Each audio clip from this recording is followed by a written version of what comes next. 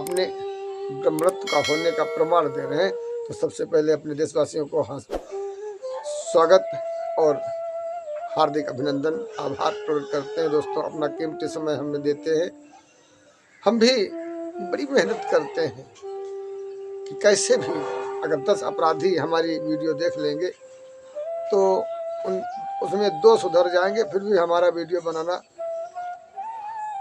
सार्थक रहेगा।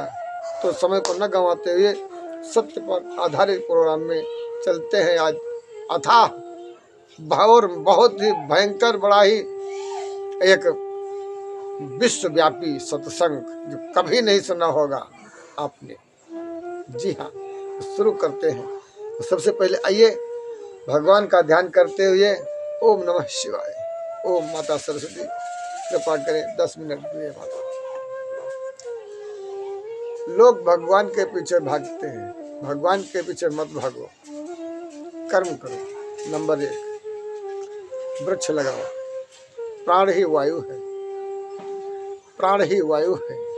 वायु को शुद्ध करो। जितने वृक्ष लगाओगे, जितनी ऑक्सीजन होगी, उतना ही भूमंडल सुगंधित होगा, उतना ही वहाँ के पशु पंछी जीव जंतु मनुष्य सभी प्रसन्न होंगे।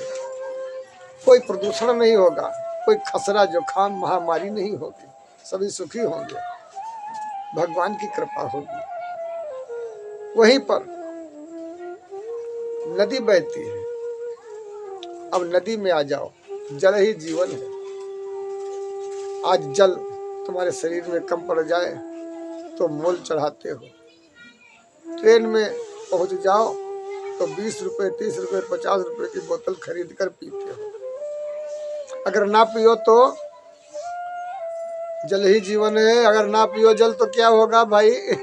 सीताराम।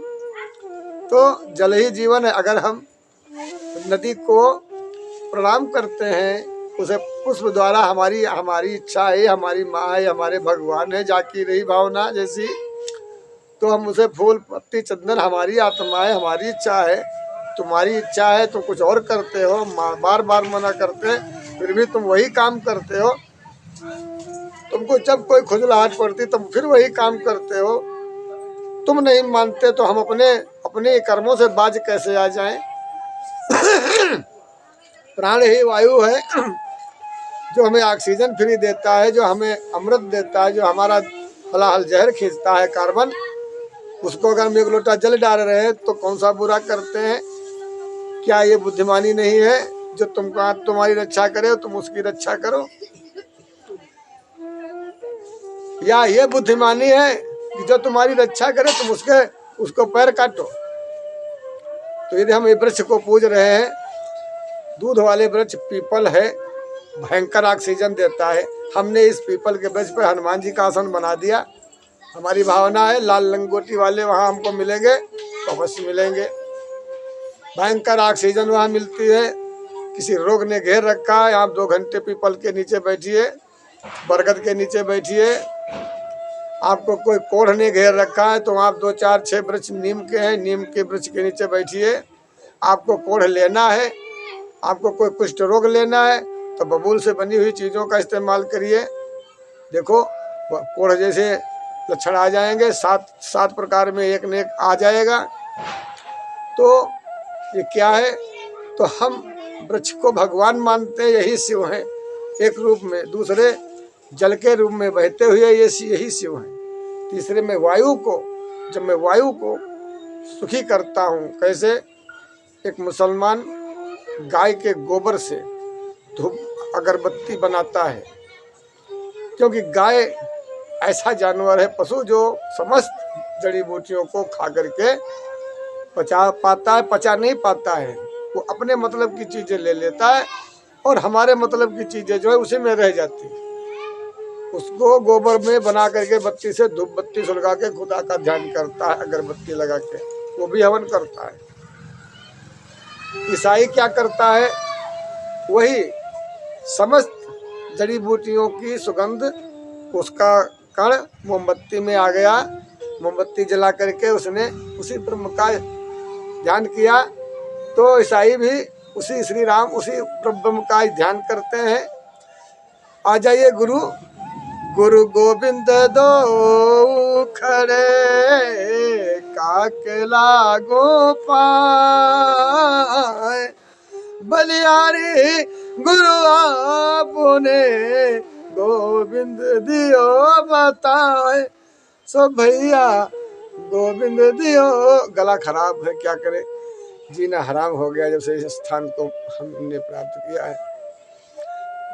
1-2 रुपए का कोई फायदा नहीं है, जीना हराम हो गया।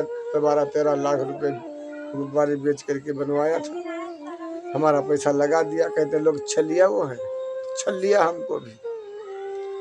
आते हैं, मुंडन करते हैं, भंडारा करते हैं, 2-2, 3-3 घंटे इसको धोते हैं, चूता झाड़ कर निकल जाते हैं। ये ना तो 1 रुपये देना है, स्थान पर चढ़ाना है, और ना ही ये खुराक देना है। लाखों लोग, हजारों लोग खिला देते हैं भंडारे में, 20,000, 50,000, लाखों खर्च कर देते हैं। लेकिन चलते समय ना तो कोई 1 रुपये हमें देता है, ना ही हमारे महाराज जी पर चढ़ाता है। किसी ने चढ़ा भी दिया 1000, 500, 100, 200 तो क्या हो गया। कोई मुंडन होते हैं, भीख मांगता हूँ, महाराज जी से शक्ति लगाता हूँ ईश्वर की कृपा से। लेकिन जब मुंडन होता है 21-51 भी नहीं निकलते हैं। ये है साधु की माया और सच बोलने का फल। यहीं पे कोई थोड़ा आडंबर फैलाए, ढोंग पाखंड थोड़ा लपेटे, शायद बोला गोकर्ण नाथ में हमारी कोठी के सिवा कोई कोठी नहीं होगी।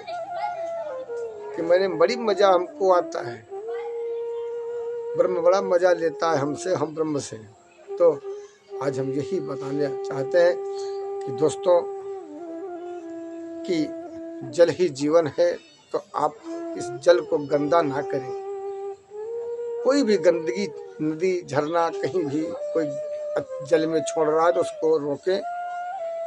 यही बहता हुआ जल है, इसको अगर गंदा करोगे तो तुम मुसीबत में पड़ जाओगे।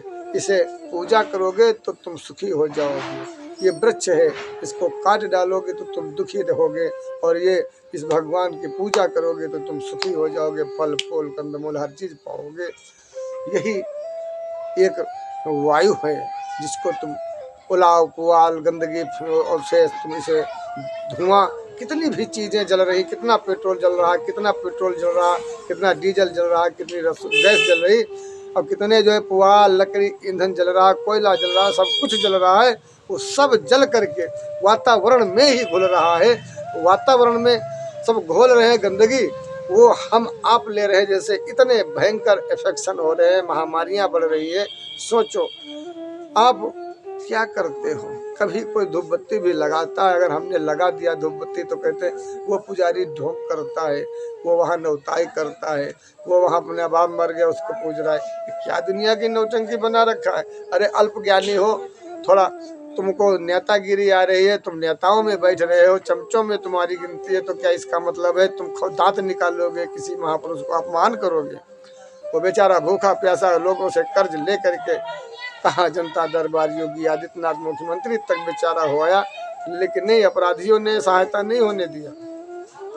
बताओ, ये है सनातन धर्म, यही है ब्रह्मत्व। बताइए आप लोग। मैं रोया हूँ इस भारत के लिए, नहीं तो सब मर गए होते, शमशान घाट बन गया होता। भारत ही नहीं, भारत के पूरे विश्व के अंदर। अरे भविष्यवाणी करता लोग हैं भाई, उनसे पूछ लो, अगर बाबा की जुबान ये गलत हो तो सर उतार लो। लेकिन नहीं, आज भगवान के पीछे लोग पड़े। मैंने इतने काम 2-2, 4-4 लोगों के कर दिए। रस्ते रस्ते हमें घेर करके सखरवा लिया कि पुजारी हमारा विवाह लड़की का हो जाए, जा हो जाएगा। महाराज जी नौकरी नहीं मिले, जा हो जाएगा, ठीक। पूजा देगा, हाँ देंगे महाराज जी, लेकिन नहीं, एक बतासा नहीं आया।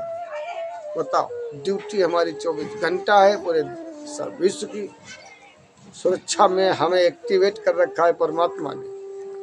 अभी 40 लोग फंसे थे उसमें गुफा के अंदर, हमें निरंतर संकेत मिलते रहते। मैं प्रकृति से जुड़ा हुआ हूँ, मैं वृक्ष की भांति हूँ, मैं सिलवट्टे की भांति हूँ, मैं नदी झरने के जैसा हूँ, मैं तुम लोगों जैसा नहीं हूँ। लाओ मुझे भूख लगी, मैं वृक्ष हूँ, मैं तुमसे नहीं मांग सकता, मैं रोता रहूंगा, मैं जलता रहूंगा, मैं सूख जाऊंगा, मर जाऊंगा, लेकिन तुमसे भीख नहीं मांगेंगे।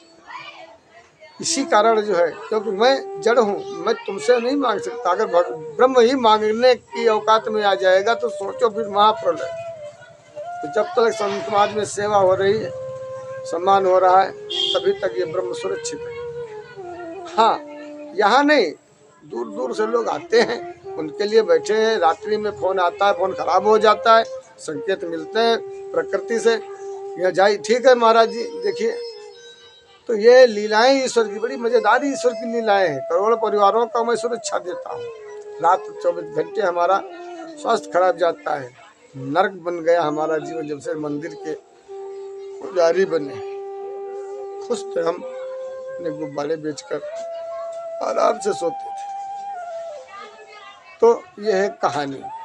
भगवान स्वयं तुम्हारे पीछे भागेगा अगर तुम ये काम करोगे। आसमान सुरक्षित सुगंधित जब ही हो पाएगा जब हम आप सुरक्षित सुगंधित हो पाएंगे। इसी के साथ अपनी वाणी को विराम दे रहा हूँ। जय हिंद, जय श्री राम। प्रकृति हमेशा शीशे की भांति होती है, उसमें कोई दाग नहीं होता है। ब्रह्म में कोई दाग नहीं है, फल में कोई दाग नहीं है।